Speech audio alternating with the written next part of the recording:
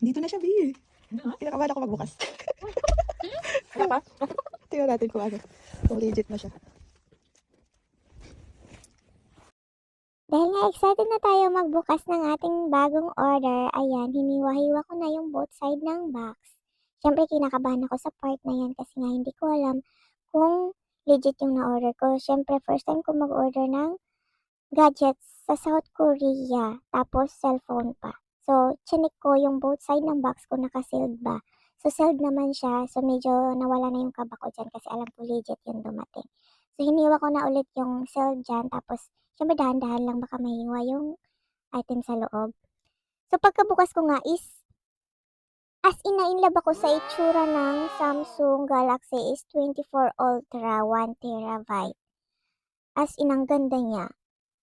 Alam niyo ba kung bakit nag-order ako sa online? Kasi wala akong mahanap sa shop na 1TB, halos 200 tsaka 500 lang. Ang habol ko nga is 1TB kasi nga mahilig ako mag-picture at mag-video. Siyempre, gala tayo.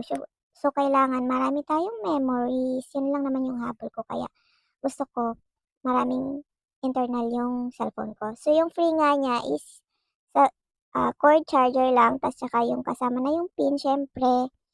Tapos wala pa siyang case, tsaka wala pa din siyang screen protector. So, ikaw na lang bumili. Na-order ko lang kasi siya ng 1.8 million in Korea. Hindi ko na alam kung magkano sa Pinas yun. So, syempre, chinik ko yung loob niya kung 1TB ba talaga siya kasi baka kasi mali yung binigay. So, chinik ko naman siya made in Korea ang Samsung. Tapos, 1TB naman talaga yung internal niya.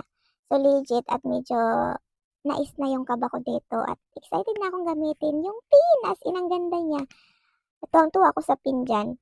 So, syempre, tuwang-tuwa akong regaluhan yung sarili ko kasi sa pagod, stress, lahat as in. So, syempre, kailangan din natin pasayahin yung sarili natin, di ba? So, ang ganda niya as in. Thank you for watching. Bye!